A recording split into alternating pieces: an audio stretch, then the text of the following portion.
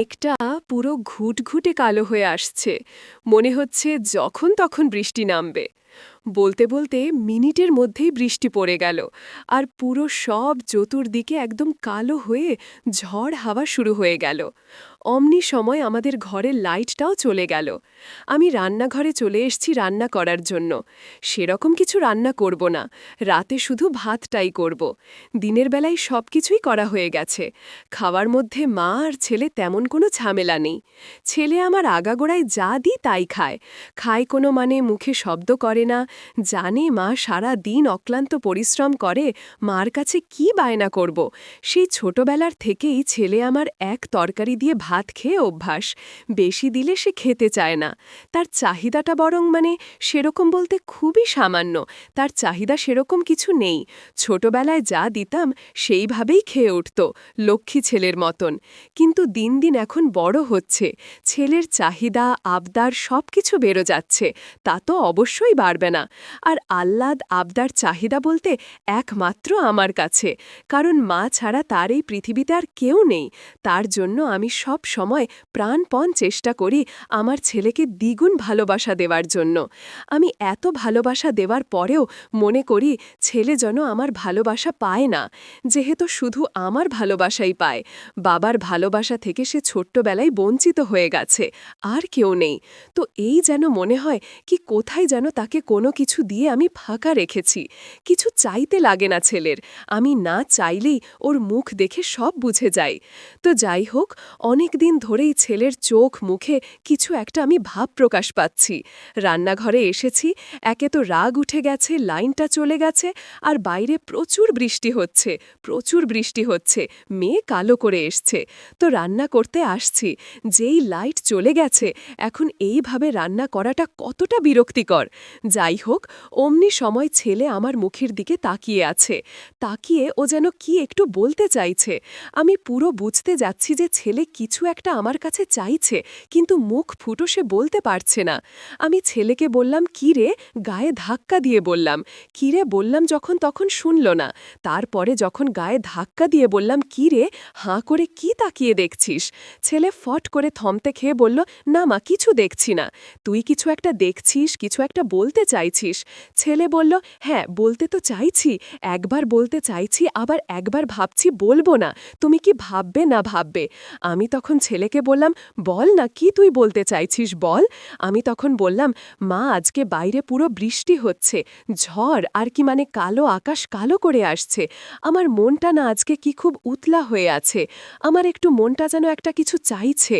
তো আমি বললাম, তুই তো এখন অনেক বড় হয়ে গেছিস বাবা, তোর তো এখন মনোবৃত্তি চেঞ্জ হবেই। ছেলে বলল, হ্যাঁ মা, আমি বয়স বড় হয়ে গেছি, আমার মনোবৃত্তি চেঞ্জ হচ্ছে আস্তে আস্তে।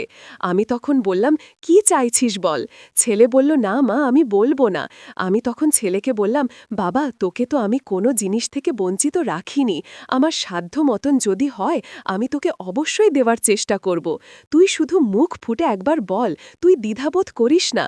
আমি তোকে ছোটবেলার থেকে একার হাতে মানুষ করেছি, আমি তোকে কোনো কিছুর থেকে ত্রুটি রাখতে চাই না।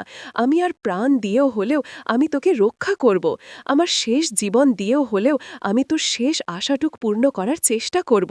তুই শুধু আমাকে একবার বল, তুই কেন এরকম ভাবছিস, আমি তো তোর বন্ধুর মতন। হ্যাঁ মা, জানি তো তুমি আমার বন্ধুর মতন, তার জন্যই তো আমি তোমার সাথে সবটা শেয়ার করতে পারি। আমি সব কিছু তোমাকে খুলে বলতে পারি, আমার মনের কথা সব কিছু তোমার সাথে শেয়ার করতে পারি। কিন্তু জানি না, কোথাও মনে হচ্ছে এই কথাটা শেয়ার করা ঠিক হবে কিনা। অমনি ছেলে এই কথা বলতে বলতে লাইটটা চলে আসলো। আমি বললাম, যাক, সংকেতটা ভালোই দিল, আলোর সংকেত দিল। তাহলে তুই নির্দ্বিধায় বলতে পারিস, কোনো চিন্তা করিস না, আমি তোর পাশে আছি, সব সময় তোর সাথে আছি। তুই ভালো করেই জানিস, আর কেউ না থাকুক আমি আছি, ছোটবেলা থেকে তোর মাথার ওপরে ঢাল হয়ে আছি। হ্যাঁ মা, তুমি আমার মাথার ওপরে আছো দেখেই তো আমি সবকিছু এত সহজেই করে ফেলতে পারি। কিন্তু কি যে বলবো তোমাকে, কোথা থেকে যে শুরু করব, কোথা থেকে যে শেষ করব, কিছুই বুঝে উঠতে পারছি না। যাই হোক, তুমি রান্নাবাড়িটা সারো, আমি একটু সময় নিয়ে চিন্তা করি কোথা থেকে শুরু করব, কোথা থেকে শেষ করব। তো তোমারও তো অনেক চাপ হয়ে যায় সারা দিনে, তো তুমি রাত্রেবেলা কেন রান্নার ঝামেলা করো মা? তুমি দিনের বেলা একবারই রান্না করতে পারো না রে বাবা? দিনের বেলা তো একবারেই রান্না করতে পারি, কিন্তু ঠান্ডা ভাতটা তোকে দেব। দিনের সবজিগুলোও তো ঠান্ডা আছে, কোনো ব্যাপার না, কিন্তু সবজি ঠান্ডা খাওয়া যায়। ভাতটা আমি মা হয়ে তোকে কি করে ঠান্ডা ভাত খাওয়াই বলো তো? সারা দিন পরে তুই আসিস পরিশ্রম করে, তখন তোকে একটু গরম ভাত না দিলে হয়? আর আমি মা হয়ে কি আর কি সহ্য করব? তুই ওরকম খাবি, তার জন্য মনে হয় যাক, আমার যত কষ্টই হোক তোকে আমি টাটকা ফ্রেশ খাওয়াবো, যাতে তুই স্বাদটা ভালোভাবে পিস, স্বাদটা ভালোভাবে তুই পাস। তার জন্য আমি মা, আমি তো বাইরের লোক না। আর এইটুকু কষ্ট তো তোর জন্য করাই যায়। ছোটবেলা থেকে এত কষ্ট করে মানুষ করছি, আর এখন তো বড় হয়ে গেছিস, এখন তো কোনো ঝামেলাই নেই। তার জন্য আমি মনে করি রাতে আমার যত কষ্টই হোক তোকে আমি গরম ভাতই দেব। মা, তুমি আমার সব আশা আকাঙ্ক্ষা সব কিছু তুমি এভাবেই পূরণ করো, আমি তাই চাই।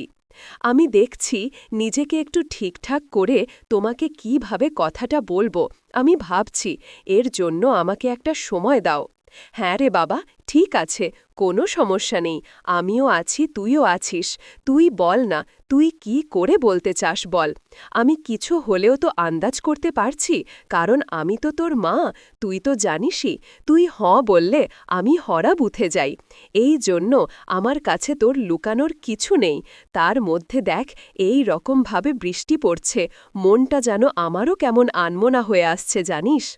ঠিক আছে, এক কাজ কর, আমি ভাতটা করে নি, আর কিছু একটা ভেজে নি, ততক্ষণে তুই চিন্তা কর। তারপরে বৃষ্টির রাতে ঝমঝম করে বৃষ্টি পড়ছে, ঠান্ডা ঠান্ডা ওয়েদার, সেই দুজনে মিলে বেশভাবে গল্প করব। হ্যাঁ, যা, তুই ওই ঘরে যা, আমি ওর সঙ্গে সঙ্গে ভাতটা করে ভাজাটা নামিয়ে তোকে ভাত দিচ্ছি, আর তুই ভাবতে থাক। বন্ধুরা, পার্ট 2 শুনতে চাইলে কমেন্ট করো তাড়াতাড়ি। টাটা বন্ধুরা।